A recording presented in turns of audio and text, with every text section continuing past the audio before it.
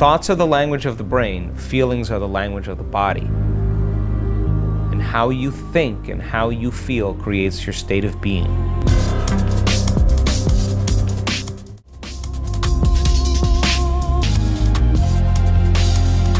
Well, I think for some of us to wake up, we need a wake-up call.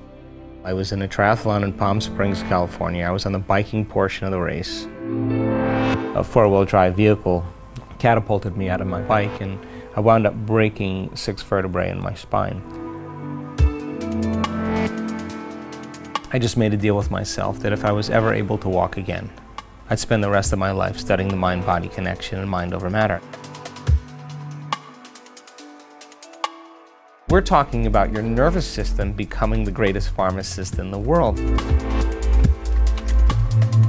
Once people start breaking through and they wrap their mind around this, health and wellness can be as infectious as disease. So I would love to see the world more loving, more peaceful, more healthy. Because when you believe in yourself, you believe in possibility. And when you stop believing in possibility, you stop believing in yourself.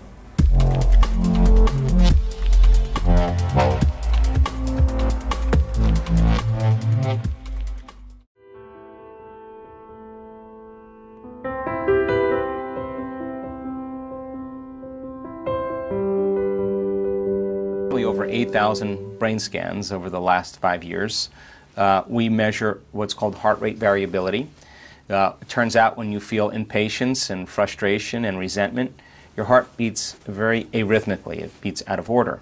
But when you feel gratitude and appreciation and love and kindness and care, there's a resonance, a coherence that takes place in the heart. And you can train people to sustain those states independent of the conditions in their external environment. And I want students or people to get really good at leading in their life with their heart. But if you're going to lead with your heart in your life, you got to make sure it's open and it's activated. So it takes practice to trade fear and anger and hostility for inspiration, joy, and gratitude. And it's a skill, and the more you practice it, the better you get at it. We've measured genetic changes in our students in 4 days, and genes are like Christmas tree lights. They turn on and off all the time. When they turn on, they upregulate, and all genes do is make proteins, and proteins are responsible for the structure and function of your body. Proteins, the expression of proteins is the expression of life.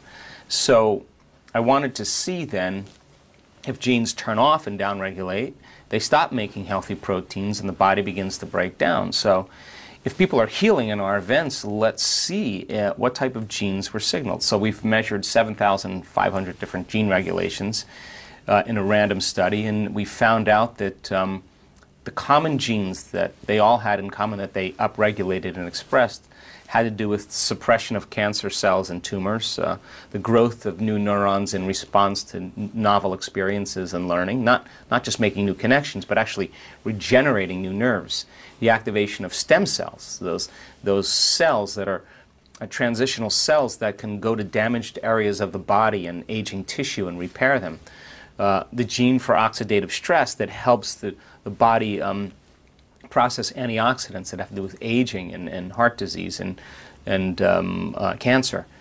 And then we measure the gene for the structure of the cell itself, called the cytoskeleton, which gives every cell integrity and helps it rebuild. And the cool thing about that is that it all took place in 4 days. So it proves then we're not doomed by our genes or hardwired to be a certain way for the rest of our lives, that we're marvels of adaptability and change. We've measured neurotransmitters. If a person is really feeling a love for life or a joy for existence, will it be reflected in their biology?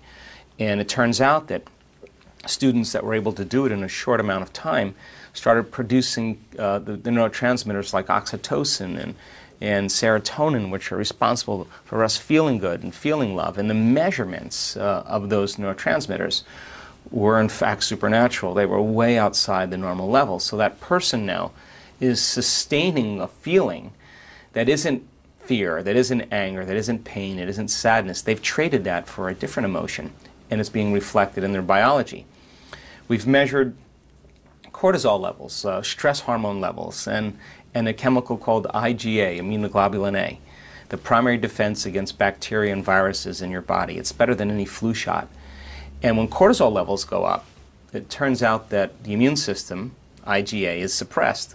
If you're reacting to everything in your outer environment all the time, and you're turning on an emergency system for some threat, you have very little energy in your inner environment for growth and repair. So I wanted to see then if we could take a group of people and measure their stress hormones and their immune system function, and then put them through 4 days of training and ask them 10 minutes a day, 3 times a day, to feel gratitude, appreciation, kindness, care, a thankfulness, and a love for life, and see if then they could strengthen their immune system just by changing their emotional state.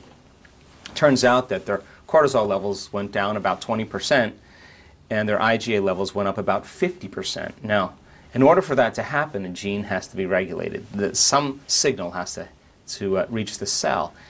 And I think that if a pharmaceutical company found a drug that could strengthen someone's immune system by 50%, it would be on every television commercial. And yet our nervous system is the greatest pharmacist that we have. We've measured the energy of the room, the energy around people's bodies. We've measured the energy centers of their bodies. I think all to prove to people that that they have the power within them to begin to change and to heal. And we've made scientific history over and over again.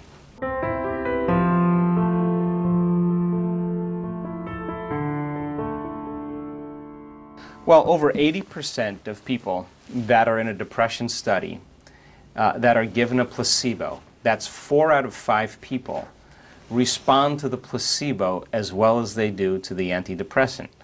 Now, that means then that if a person, when they do a brain scan on them before the study and a brain scan after the study, and there are physical changes in their brain just by taking a placebo, it means they're making their own pharmacy of antidepressants by thought alone. The people who were interviewed after the randomized study that got better from the placebo couldn't believe that they were given a sugar pill and that their depression healed. They in fact healed by thought alone. I think the greatest example of the nocebo is the story that I start out with in the book, where a man goes to the doctor, isn't feeling well, is diagnosed with cancer. The doctor tells him, we actually interviewed the doctor. He told the patient that he had a terminal cancer and that he had a very short amount of time to live. And the patient said, well, I just want to live through Christmas, and after Christmas, I really don't care. I just want to spend time with my family. And so on New Year's Day, 1 week after Christmas, he dies. When they do an autopsy on his body, he never had the cancer that could kill him. I mean, he died by thought alone. And when you think about dying by thought alone, it makes you wonder what you believe in. And so I think that that's a strong example, but you can give someone a sugar pill and tell them that it's a certain drug, and when they take the drug, they get the side effects of that drug, because some people anticipate a good outcome, consciously or subconsciously, and some people consciously or unconsciously expect a bad outcome. So when they expect that bad outcome, they begin to manufacture the very symptoms of their own belief. 50% of every person that's diagnosed with cancer that are told that they're going to get nauseous after their first chemotherapy treatment, they get nauseous on the drive over to their first chemotherapy treatment, which means they're getting nauseous in anticipation of the event. Well, if 50% of the people can get nauseous on their drive to their first chemotherapy treatment, 50% of the people watching your show can get healthy on their drive on their way to work. It's the same process. It's just teaching people how the mechanism works. So when I wrote Placebo, I thought something really simple. If I understood the science behind how the placebo works, and there is a science behind it, people make their own dopamine by thought alone, their own antidepressants, their own morphines, and all these placebo studies. Once people understand the principles of it, can you teach them how to do the same exact thing? In other words, instead of relying on some external substance like a pill that has no efficacy, no drug in it, that pill represents a symbol of possibility. Can you teach a person how to, instead of put their belief in something known, put their belief in an unknown and begin to change their biology every single day so that unknown becomes a known. And it turns out it's absolutely teachable. Well, Beecher was one of the first people in the Western world to show that people can begin to manufacture their own morphine by thought alone. And Beecher was a physician in World War II that was on the front lines, and he ran out of morphine to do his surgical procedures. So between him and a few nurses, they conjured up a way to give the soldiers an injection of saline. It was nothing more than salt. And when they made it more of a ritual, where they told them that we have the drugs, here's what's going to help you, and they gave them the suggestion that they were going to get the real substance, Beecher was able to perform all of his surgeries without any morphine, and the soldiers reported very little pain during the process. So that sounds mysterious. It sounds like it's impossible, but it's in fact the truth. And when people begin to really wrap their mind around this, I begin to wonder how effective real medication is. Because maybe we're just conditioned into putting our faith and belief in something outside of us, and a pill is something that we associate with whatever condition we're trying to heal.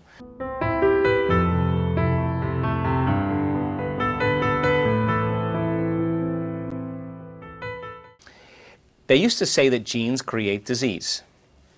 That was something that was stated in the turn of the century, but turn of the 19th century. And then all of a sudden science came along and said, we lied. Genes don't create disease. It's the environment that signals the gene that creates disease. Less than 5% of the people on the planet are born with genetic conditions. The other 95 are created by lifestyle and behaviors. Think about it. Two identical twins sharing the same exact genome. One dies at 55, the other one dies at 82. Same genome, different environmental experience. So all of a sudden now, if the environment signals the gene, and the end product of an experience in your environment is called an emotion, the next question is, can you signal the gene ahead of the environment? And the answer is absolutely yes. Our research shows then when people begin to embrace an emotion and have a clear intention, they're beginning to change their brain and body to no longer live in the past, but all of a sudden begin to live in a new future. And yes, it takes practice to be able to keep firing and wiring those thoughts, to begin to keep reviewing and rehearsing your behaviors. It takes practice to keep emotionally cultivating elevated states that finally it becomes a habit or a skill. So what does that mean? That to the average person? A person has a trauma or a shock. A person has a betrayal in their life. They lose a loved one. They get someone steals from them. Their partner leaves them. That event is a very strong experience emotionally, and they're defined by that experience. So many of those events begin to signal the wrong genes in the wrong ways, because the emotions of anger, of hostility, of hatred, of aggression, of fear, of anxiety, of pain, suffering, guilt, shame, those are all created by the hormones of stress. Now, it's a scientific fact that the long-term effects of the hormones of stress downregulate genes and begin to create disease. So every time the person thinks about the betrayal, the shock, they're producing the same chemistry in their brain and body as if the event was occurring. And they're firing and wiring the same circuits and emotionally conditioning the body into the past. So then that person then who's living by those same emotions keeps signaling the same gene. And now they're headed for some genetic destiny, and in time they develop a condition. So then the fundamental question is, what if a person begins to think differently? Firing and wiring, creating new circuitry. What if they begin to rehearse who they want to be that day? The act of rehearsing something mentally, when you're truly present, the brain doesn't know the difference between the outer experience and the inner experience, which means you begin to install the neurological hardware in your brain ahead of the event. Now your brain's no longer a record of the past. Now it's a map to the future. So now you're priming your brain to behave exactly the way you want it to behave because you're rehearsing it. And it's no different than rehearsing lines in a play. If you go to a play and you're an actor and you haven't rehearsed your lines and reviewed them in your mind, you're not going to be able to demonstrate that character. But by rehearsing that activity in your mind, rehearsing who you're going to be, that hardware ultimately becomes a software program, which means you're going to start to naturally behave that way. And yes, when our students begin to understand that when they embrace an elevated emotion, that they're signaling the gene ahead of the environment, they assign more meaning to doing it. So the act of going from their old self to the new self does something really magical. The person starts to heal by thought alone. All of a sudden, they're in a new state of being. And the disease, the condition, existed in the old person. And they're literally someone else. And it's no different than a person with a multiple personality disorder that has an allergy to nylon stockings in one personality and type 2 diabetes in another, and healthy in another personality. It's the same exact thing when a person really overcomes themselves and they begin to express a new biology, that they can say, I'm not that person any longer. That disease that I had existed in the old person. I'm literally someone else. And we have just so many examples of people who have done it.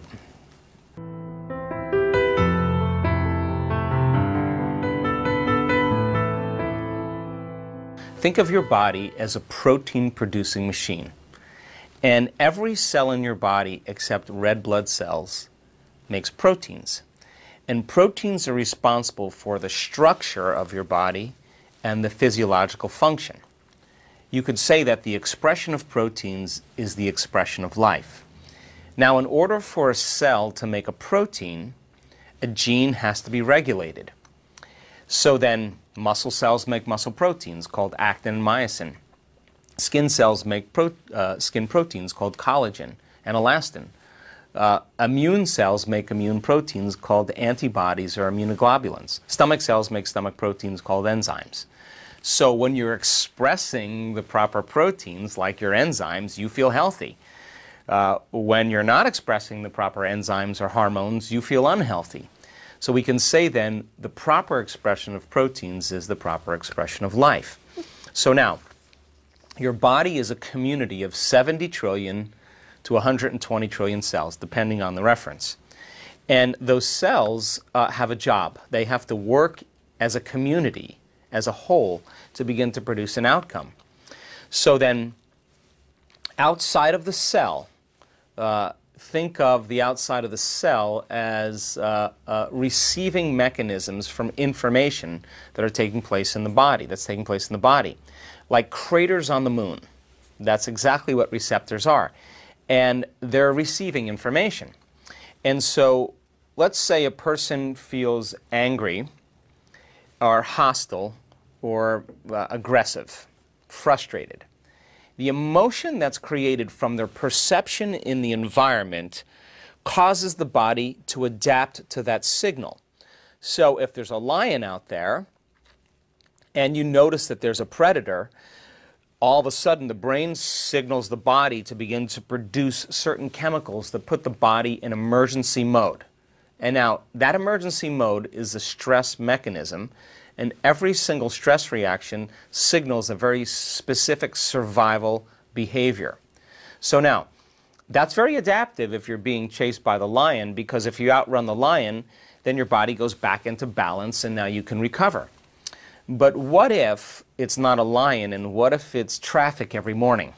And a person's reacting the same way as if they're being chased by a lion. Well, the signal that's making it to the cell is saying, we're in emergency, we're in survival. It's not a time to grow. It's not a time to heal. It's not a time for long-term building projects. In fact, the receptors on the cell close down. They shut off because they have to be able to adapt to that very, very strong condition in their environment. In other words, if you're being chased by a lion, are you going to use 50% of your resources, or are you going to use 100%? You're going to use 100%. Well, what was once adaptive becomes very maladaptive, because when you turn on that stress response and you can't turn it off, now your body's headed for disease because it cannot live in emergency mode for an extended period of time. All the energy is going to some threat in your external environment. There's no energy in your internal environment for growth and repair. So it turns out that the receptors on the cell close down and the cell begins to downregulate. It stops making proteins because it's not a time to grow a baby. It's not a time to digest a meal.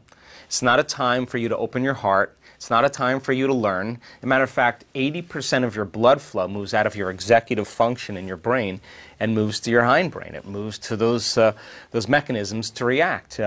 It's not a time to sleep, and the body moves out of balance. So now the cell is closing down. So for the short term, that's great. But for the long term, when the cell stays stuck in that position, all of a sudden the person starts headed towards a genetic destiny. They stop expressing the healthy proteins, and that's called dis-ease or imbalance. So then people, think about this, people can think about their problems, think about the conditions in their life, and turn on that same stress response just by thought alone. And what's the significance of that? I just said that those chemicals push the genetic buttons that downregulate genes to create disease. If you can turn on that stress response just by thought alone, then your thoughts could make you sick. So the next question is, if your thoughts could make you sick, is it possible then that your thoughts could make you well? And the answer is absolutely yes, given the right understanding of how to apply it.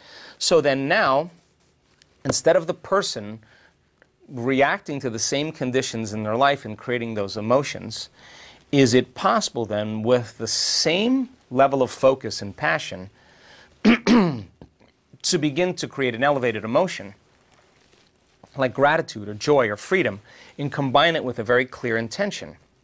If it's done properly, with a level of passion that is equal to the experience that created the betrayal or the trauma or the reaction to their environment, the stronger the signal outside of the cell, and the elevated emotion causes the cell to say, we're out of survival. We're out of that fight or flight response. We're out of that stress reaction. And now the outer environment of the cell says, oh, gratitude means things are cool.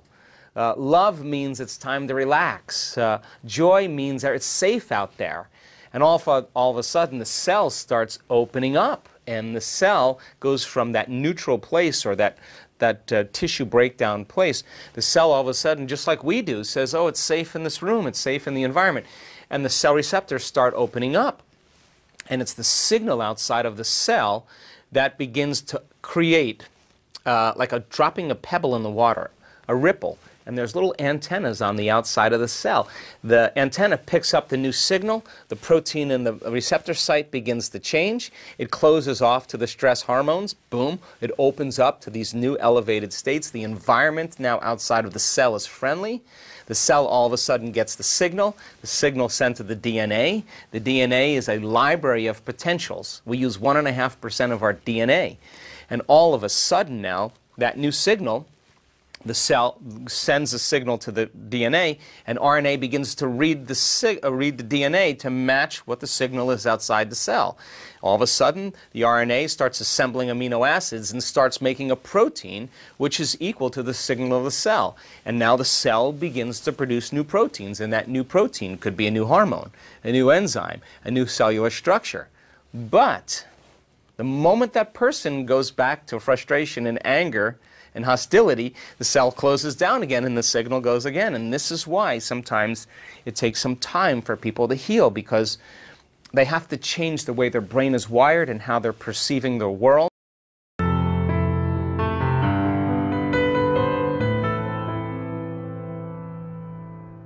The placebo is built on 3 things. First thing is called conditioning. I give you a blue pill and you have a headache, and there's a analgesic in that pill.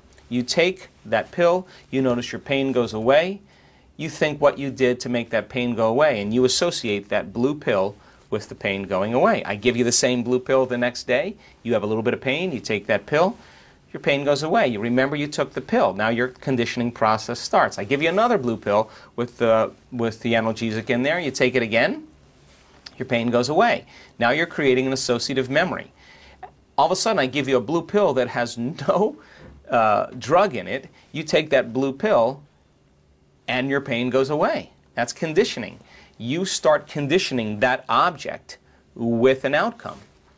So the second thing is anticipation. Because now, when I give you that blue pill, you begin to expect that very outcome.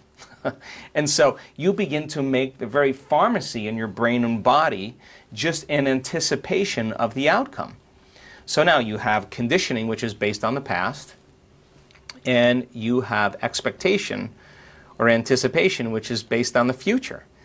But if most people who are caught in a rut that are anticipating their future based on their past, many of them will think on some level their disease will never go away because it hasn't gone away up until that point. But what if you give them something new?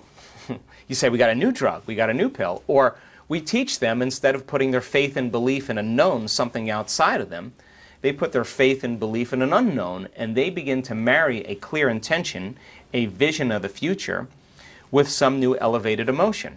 Well, they're doing the exact same thing. If I give you a placebo and I say, this is the drug that's going to make your disease go away, and that pill then is a symbol of possibility. It represents a potential in the quantum field, a new outcome. And your brain naturally starts thinking about getting better, and it's different. You start expecting something new. And then you start feeling optimistic, inspired, enthusiastic, and theos, filled with God. Joyful. Now you're combining a clear intention with an elevated emotion, and you're doing exactly the same thing as if I said, don't use the pill. Just start focusing your mind on that outcome and begin to emotionally embrace how it would feel if it actually started to occur. Now, instead of doing it with something outside of you, you're doing it inside of you.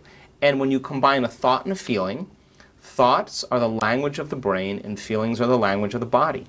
And how you think and how you feel creates your state of being. Now that person is in a new state of being. So if they can practice moving into a new state of being every single day, their biology begins to change. The third thing that makes the placebo so effective is when the doctor walks in and puts a chart up and says, this drug allows the serotonin to stay in the receptor sites, it blocks the enzymes, and they show the pictures of the synaptic cleft and the patient's looking, and they tell the whole story, and now the patient is starting to assign meaning to what they're taking. And sometimes that's not even the truth. It's just a story or a model that someone made up. So then when you combine conditioning, expectation, and assigning meaning to something, that's how the placebo works. Now, in our workshops, in the research that we do, that's exactly what we do. We condition. We teach people how to condition their body to a new mind. We teach them, instead of expecting the same outcome every single day, instead of putting their faith and belief in some exogenous substance outside of them, we have them put their faith and belief in a new possibility without anything outside of them, and begin to marry it with that expectation of joy and inspiration and enthusiasm. And they're now expecting a different outcome than the same outcome, and they're changing their state of being. And every single time we teach them, I want our students to know what they're doing and why. And when you understand the what and the why, the how gets a lot easier. So we will talk about neurocircuitry, neurohormones, neurochemistry, gene expression, because the more they understand what they're doing and why, the more they can assign meaning to an outcome. And when you assign meaning to an outcome, you put your intention behind it. So then nothing's left to conjecture, nothing's left to superstition, nothing's left to dogma. They know exactly what they're doing. And it turns out, when they have those three elements in place, it works better than the placebo. We have seen people with cancer, lupus, MS, chronic pain syndromes, anxiety, depression, rare genetic disorders that medical science has no solution for, skin rashes that are aggressive eczemas and psoriasis, thyroid and hormonal imbalances, brain tumors, just go away. And I have to say, as a researcher, there are many times where I'm more surprised than anybody, because I never thought that we would reach this point where we would see such dramatic changes if you just take it a little further. And so it's a very exciting time. Gospodine Dispenza, hvala vam puno i do neke sljedeće prilike. Doviđenja. Hvala. Thank you.